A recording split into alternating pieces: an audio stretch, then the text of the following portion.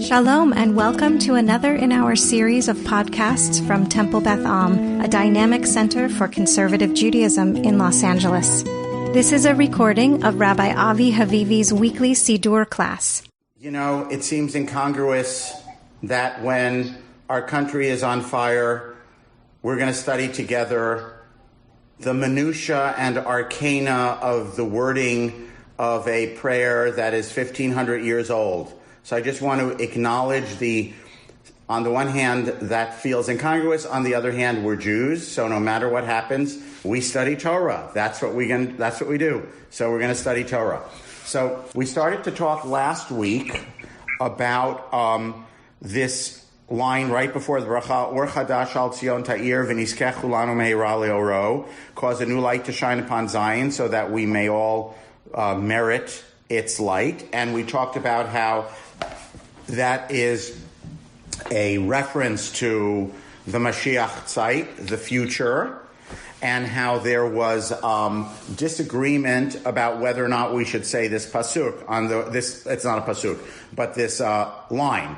On the one hand, it seems to not belong in the bracha because the whole bracha is about nature.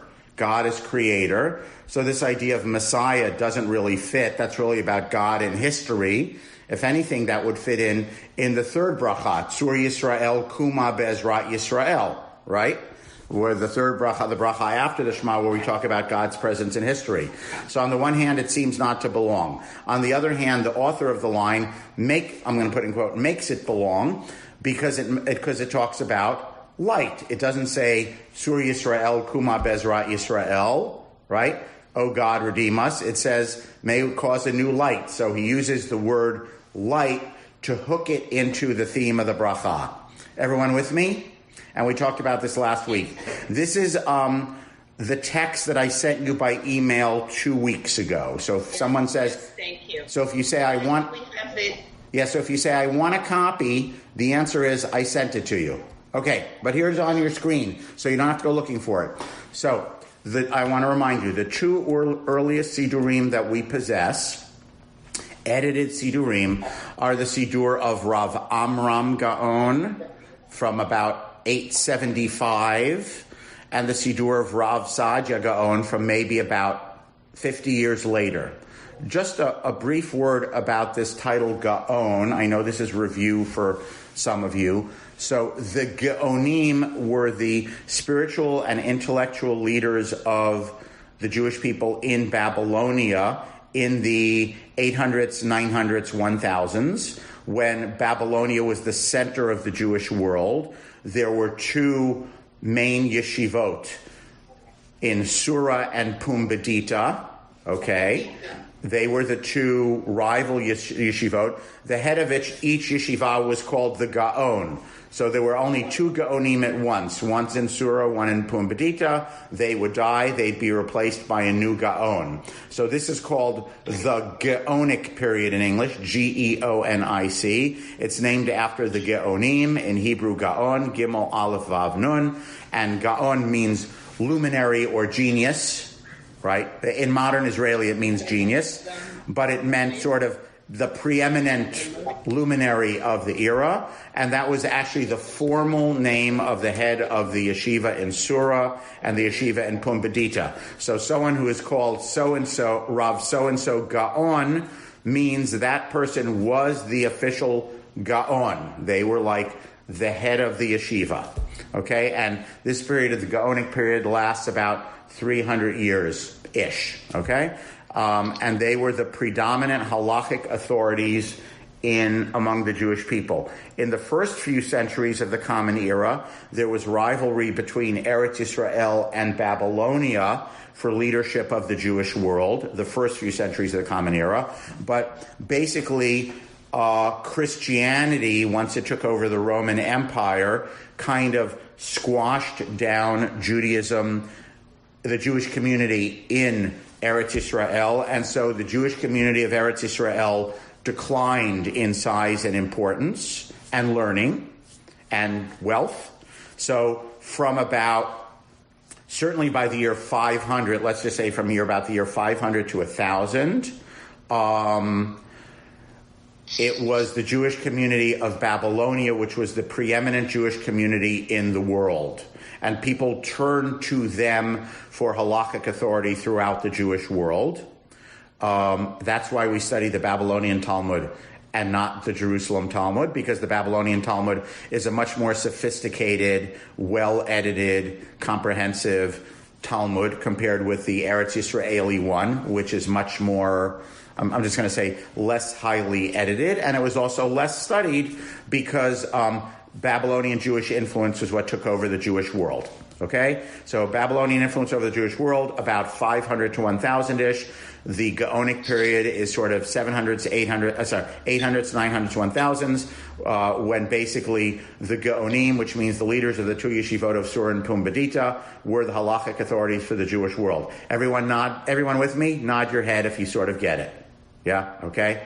So, the origin of the two Siddurim of Rav Amram Gaon and Rav Saadia Gaon is that people wrote to them from the diaspora and said, we are confused about the order of tefillot, because no one had books, and manuscripts were expensive. So there were chazanim who led tefillot by heart. Maybe someone had a manuscript, maybe not, and no one else had a manuscript, so they either listened to the chazan and said amen, or they said it along with the chazan if they knew it, okay? But there were all kinds of local customs, and it was all orally transmitted, so people would forget. So in these two instances, someone wrote to the Gaon in Babylonia, back in the center of the world, and said, we're confused about the order of the Siddur. Could you please tell us the correct order of the daily prayers? And in both cases, the Gaon wrote essentially a book. In the case of Amram, it's a short book. In the case of Saadia, it's a long book, saying, here is the correct order of prayer. Okay? So Rav Amram comes first and Saadia comes second. Okay.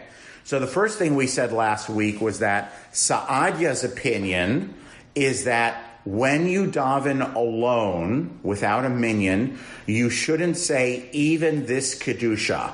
Even our Kedusha de Miyushav, the seated Kedusha, which we have been studying for months and months and months, Saadia said, when you are davening alone, without a minyan, you should not say that. This harks back to the idea that it's dangerous to study mystical stuff alone. The Kedusha is mystical stuff, so you don't do it when you're davening biachid. So Saadia has for Shacharit two versions. So notice on this page I have for you, it says at the top, Tfilat HaShachar LeYachid, when you are praying alone. And here I put the bracket around what he says. Baruch, and I said this last week, but I said it orally, so now I'm giving it to you in writing. Baruch atah Hashem Elokeinu melech haolam, Yotzer or uvorei choshech, oseh shalom uvorei et hakol, hameir la'aretz v'ladarin aleha barachamim rabim. He has one extra word compared to rabim. Vituvo, we have uvituvo, and with through God's goodness. He just has vituvo and God's goodness. Mechadesh b'chol yom tamid maseh breshit. Baruch atah Hashem yotzer hameorot. That's it. Okay? So Saadia said, when you're davening alone, this is the entire first bracha. And then notice the next line, you go on to Ahavat Olam Avtanu Hashem Elokeinu, which is the Sephardi version of we say Ahava Rabbah. We'll get into that difference another time when we get up to that bracha. Okay? So Saadia said, when you're davening bitzibur with a minyan, you say the whole Geschichte that we say in shul. When you're davening alone, this is all you say, okay? And Saadia, we said last week, Saadia lost the halachic argument on this score. So his position did not come to be accepted as the authoritative position. So the authoritative halachic position from the year 1000 onwards is that when you daven alone, you say the same thing as when you daven b'tzibur. You say all the bracha, including the Kedusha de Miyushav. Okay? As opposed to the Kedusha in the Amida, which we'll get to eventually, which you do not recite when you are davening alone. Right? So the standing Kedusha, like Baruch Hu and Kaddish, is considered to be something that's called Divarim should be kedusha, sacred words, and you only say sacred words, Devarim should be kedusha, when you are with a minyan, which is why when you're davening alone, you don't say Baruch Hu, you don't say kedusha, you don't say Kaddish, you don't say Hashem Elohechem Emet a second time at the end of the Shema. Okay? So this is Sadia's opinion. Sadia lost. Everyone with me on that? Any questions about that? Okay. Just for your interest, on this next page where I give you Tfilat HaShachar Litzibur, I just want to point out an interesting thing in Sa'adia.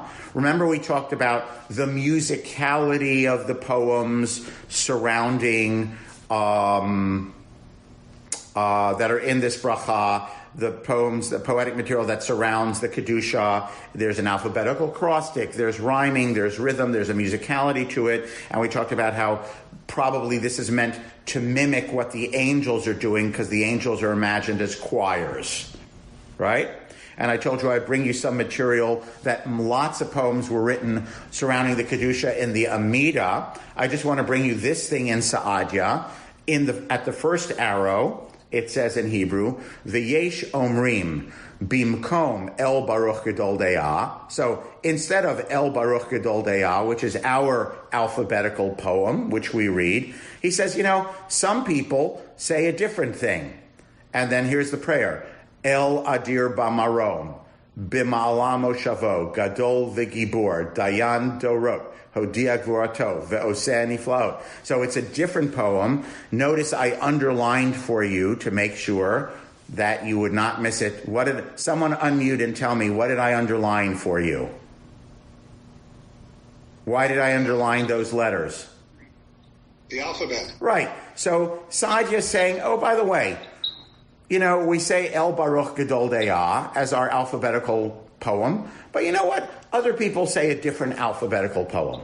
So I just want to point out, this is an era, again, 925-ish, 925 to 150, where the liturgy is still not entirely fixed. So there's an alphabetical poem about the heavenly lights serving God.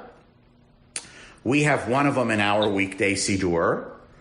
By the way, of course, we have an alternative in the Shabbat Siddur, right? El Adon fills that, which we sing, fills that same slot, okay? It's an alphabetical acrostic in the Yotzer blessing, which is all about the heavenly luminaries and how they serve God. So it's the same idea. It's just a different poem. And Saadia says, oh, by the way, some people say this other poem. There are people who don't say El Baruch Gedol De'ah. They say El Adir Bamarom. Right? So it's interesting that there's a slot where you insert an alphabetical poem about God as the God of the luminaries, but there are choices about what you can put in the slot. In the year 925, there's still choices. Everyone with me on that? Yes. Okay. Now I'm going to, do I want to go to the next one? I want to read it in a different version. Okay. Give me a second. I want to, okay. Okay, so I said Rav Amram Gaon Siddur comes first, right? About 50 years before. But that doesn't mean we have a manuscript from 875. We do not possess a manuscript from 875. We possess manuscripts written later. So what we're going to read now is a manuscript copy of Rav Amram Gaon Siddur, the first Siddur, but it was copied later on, and so it refers to Saadia's Siddur, even though Saadia's Siddur was actually composed later on. Does everyone get that? In other words, it would be as if in a book that was written in 1950, but which was reprinted in 1970, there was a footnote that referred to a book printed in 1960, because it was reprinted in 1970, and thus it could refer to something printed 10 years before, even though that was not in the original version of 1950. Everyone with me on that? So, the earlier Siddur, which is rewritten in a later manuscript, Siddur number 1, rewritten in a later manuscript, refers to Siddur number 2, which was written 50 years later. Okay, here's the manuscript. I have here an asterisk, and next to it I have a arrow, the first arrow. Everyone see that? La'achar se'if zeh, after this paragraph, Ba'a biktav yad mem, in manuscript mem, which usually stands for Munich. I don't know what it is in this case. So in one particular manuscript of Seder Rav Amram Gaon, Rav Amram Siddur, after this paragraph, Baruch Atah Hashem Yotzer Hamorot, Tosefet Zo, we find this addition. And I'm sorry that I didn't write out for you an English translation. I'm just reading it and translating it for you. Okay? So in one manuscript of Seder Rav Amram Gaon, we find the following addition. Everyone with me? Everyone see where I am? If not, if you see where I am. Okay. Here's the addition. Amar Adonenu Sa'adya. Our Lord Sa'adya said, Asur lomar or chadash al Tzion ta'ir bivracha zo. It is forbidden to say or chadash al Tzion ta'ir. The line we talked about, that's about the Mashiach. That seems to not fit.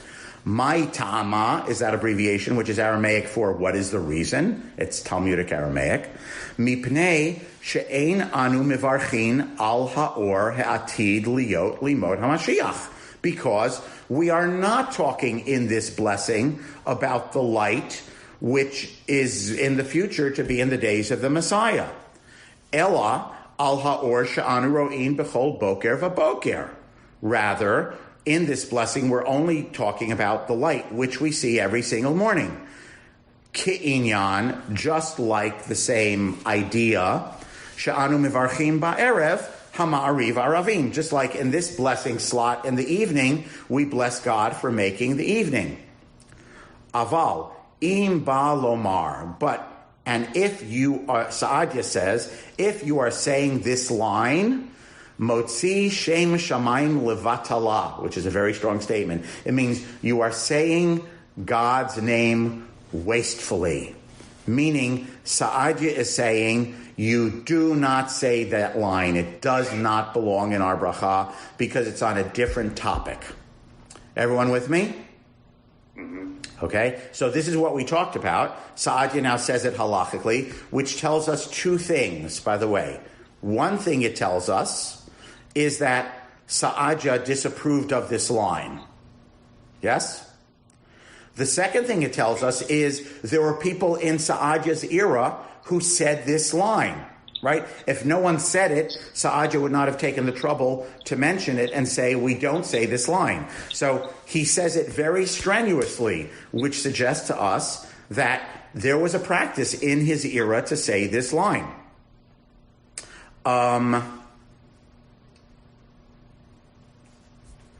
Everyone with me? Any question about that? We're going to see a second comment about that in a moment. I just want to stick with this page. Go down to the third arrow. Everyone see the third arrow on this page? Where it says, Umamshich mem, which means manuscript mem continues. Vehachinami amar Rav Sa'adya Rosh Yeshiva Zecher Adonenu Livracha. Vehachinami is Aramaic for Vikach Gamkein.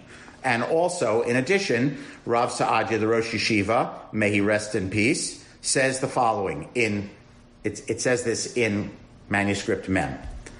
Yachid hapores al shma. Okay.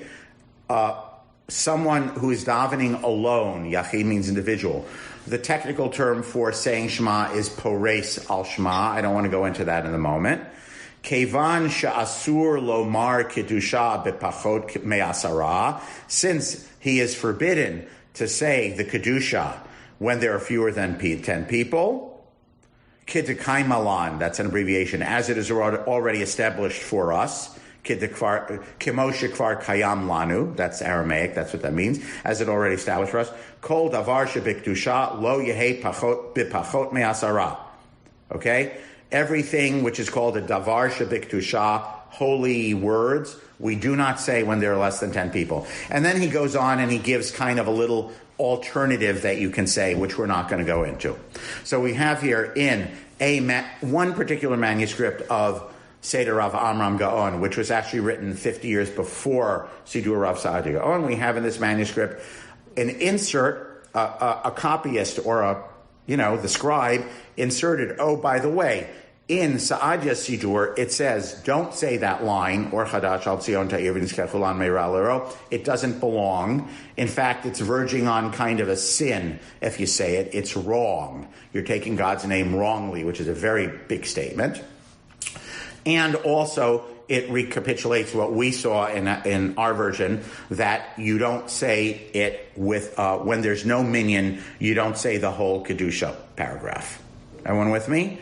Now I'm going to backtrack. I'm going to do one more thing, and then we're going to finish up in a couple of minutes. I'm going to scroll back up. So this is an edition of Rav Sa'adya Gaon, where I pointed out to you that he gave us this alternative, right, to alternative alphabetical crossing. Now we're going to go to the footnotes. This is the notes not in Sa'adya Siddur, but by our modern editor of this printing. The first arrow is V'hachi amar Rav Sa'adya Gaon Zichrono livracha. Thus is what Rav Sa'adya Gaon, may rest his peace, said, Mi shechatam or chadash hu to'eh. Anyone who concludes with or chadash, shed a new light on Zion, is making a mistake. Okay? To'eh with a tet is a mistake, and vered, to'eh with a taf, means he is wandering astray. Means, same idea. He's going astray. It's wrong. Okay? Lefi shidlo tiknu chachamim bracha zo al ha'or ha'atid limod ha'mashiach. Because the sages did not arrange this bracha to be about the future light in the days of the Messiah, ella al or hayom ha'me'ir b'chol yom, but rather the light of the day, which illuminates us every day. Just the way we say at night, God makes the evening. The blessing is supposed to be about the time of day. In the morning, it's about the light of day. At night, it's about the dark of night. It has nothing to do with history about the Messiah. This line doesn't belong. So this is just another version of what we already read. Now I want you to skip down to the second arrow. Aval Rav Shrira Heshiv. Now, Rav Shrira was another Gaon who lived about 25 years after Sa'adya, who wrote not a Siddur, but various rabbinic responsa. He's generally called Rav Shrira Gaon. Okay? So, in another manuscript, it says, Aval Rav Shrira Heshiv. Asher Amar Mar Rav Sa'adya Gaon Zichrono Livracha. She'ein shliach tzibur rashai lomar ve'or chadash al tzion ta'ir. So Rav Shrira said, concerning that which Sa'adya said, that the Chazan should not say, right, ein shliach tzibur rashai lomar. The Chazan is not permitted to say, or chadash al tzion ta'ir, shine a new light upon Zion, the line which refers to the Messiah. Lo kach hu etzlenu. That is not our practice. Meaning, Rav Shrira Gaon, 25 to 50 years after Sa'adya Gaon, says what Sa'adya Gaon says we're supposed to do, which is omit that line. We don't do that. Which means we say that line. Okay? La, this is a very strong statement. This is Aramaic. La yad'inana le v'la sevira lana. We do not, is Aramaic, we do not know it, and we do not reason it, meaning we don't know that Sa'adya opinion and we think it's wrong. Okay? So we have Sa'adya saying, don't say that line, it doesn't belong here, it's on the wrong subject. The fact that Sa'adya says it obviously means that other people in his era, the fact that Sa'adya needs to say, don't say this, means that other people in his era did say it. By the way, I would surmise the fact that he has to say it so strongly, if you say this, you're wasting God's name. The fact that he says it that strongly seems to suggest that he really needed to say his opinion strongly because there were people who disagreed with him. And then we have Rav Shrira Gaon, about 50 years later, saying, hey, and this opinion of Sa'adya's, we don't hold by him. We ignore what he says. We think he's wrong.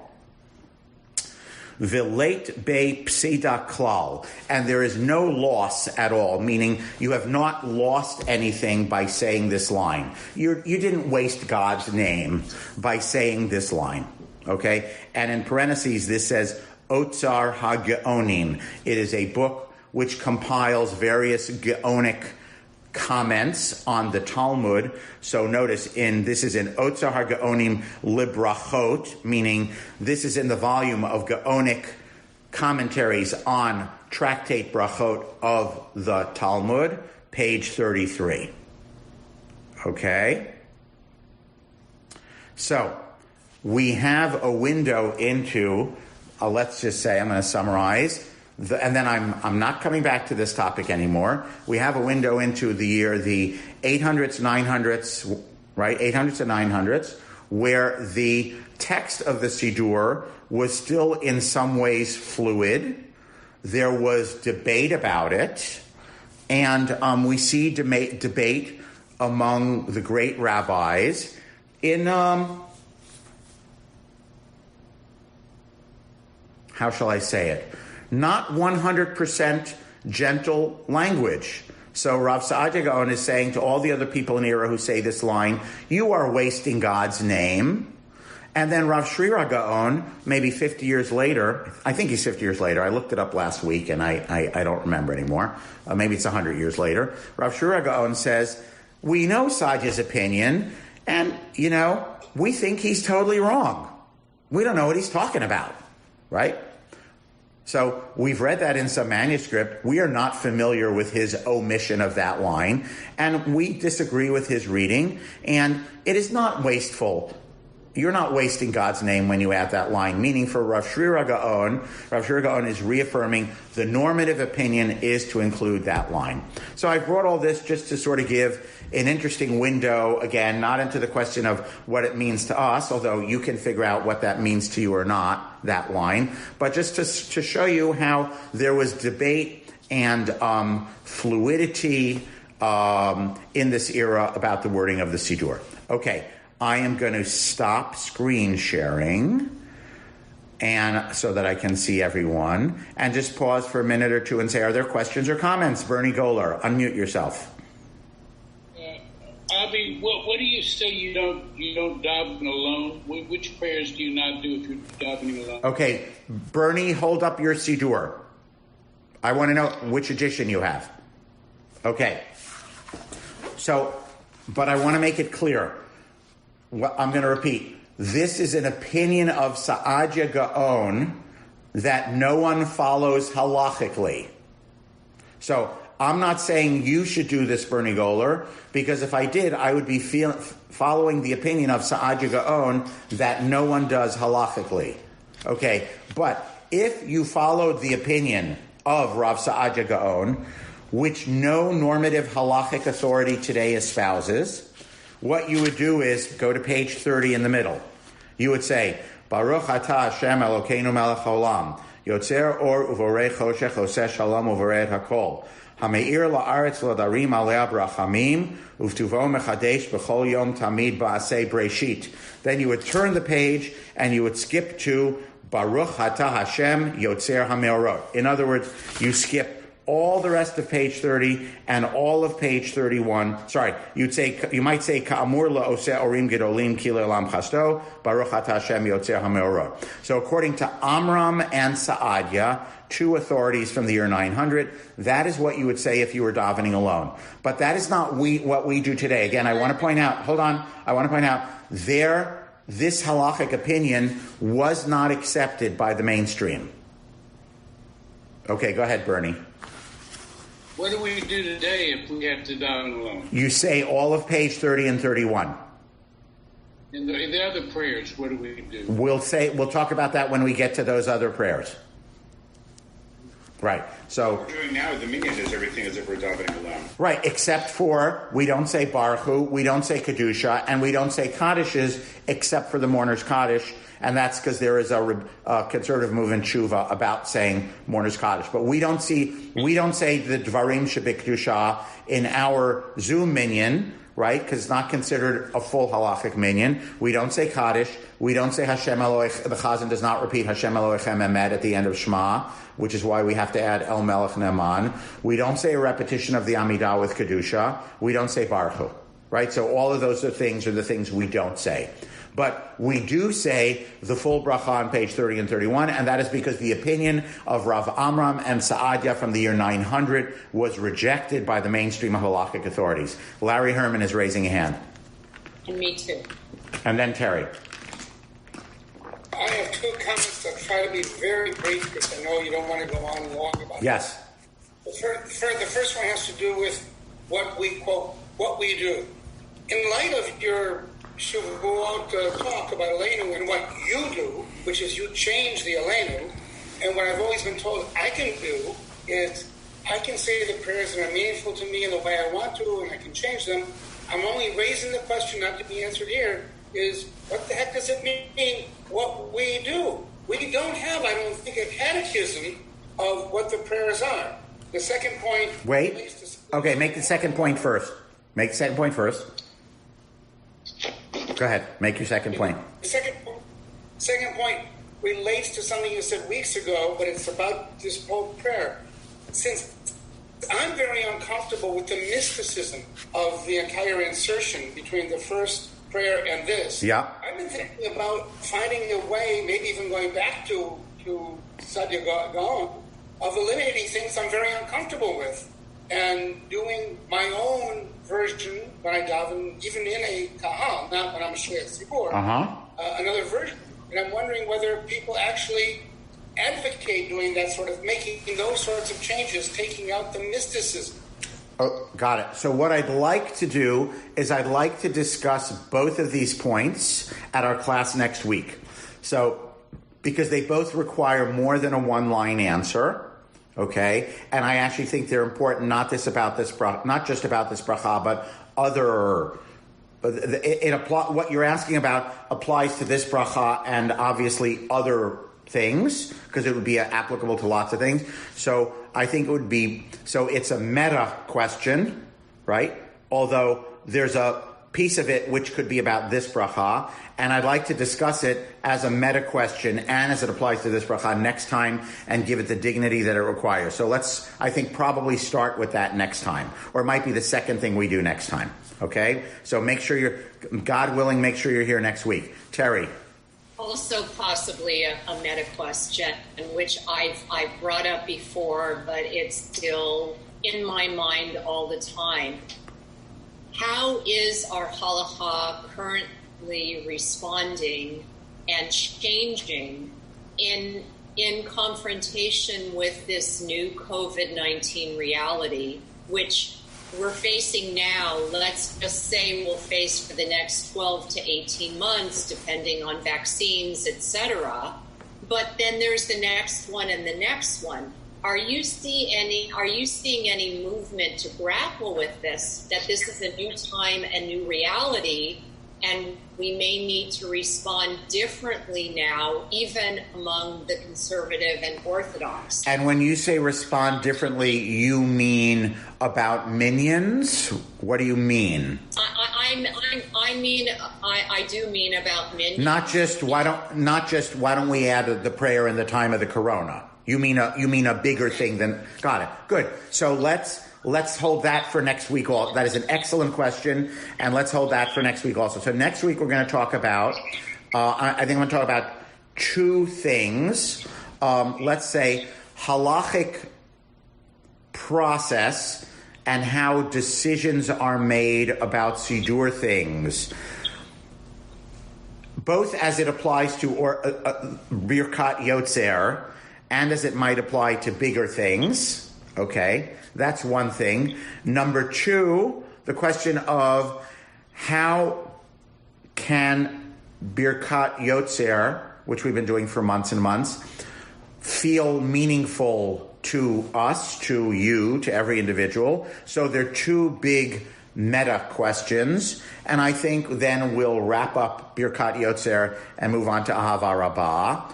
Although I want to ask a question, we can vote on this right now, and then we'll stop for today. I think we should do the meta questions next week because I don't want to hold them off anymore, and they're interesting. And then my question is, do you want to go on to Ahava Rabbah, or do you want to take a brief amount of time, which could be 1 or 2 weeks, to look at the version of this blessing in Ma'ariv, the blessing of Ma'ariv Aravim, meaning the corresponding nature, universe, sun, moon, and stars blessing in Ma'ariv, and the corresponding blessing on Shabbat morning, which is the same but different. So I sort of feel like it would be worthwhile to do that because it explores more fully the theme of Birkat Yotzer, the alternatives, the other times of the day and of the week. And that kind of fills out our thought about it. So, okay, so that's a yes. So here's what we're going to do. Next week, we'll jump to the bigger issues, and then thereafter we'll go to, we'll talk about Hamariv Aravim in the evening, and we'll talk about El Adon and the Shabbos version. You have been listening to another in our series of podcasts from Temple Beth Am, a dynamic center for conservative Judaism in Los Angeles. If you enjoy these podcasts, we invite you to write a review on the Apple Podcast site or wherever you get your podcasts. For more information about Temple Beth Am Los Angeles, go to tbala.org.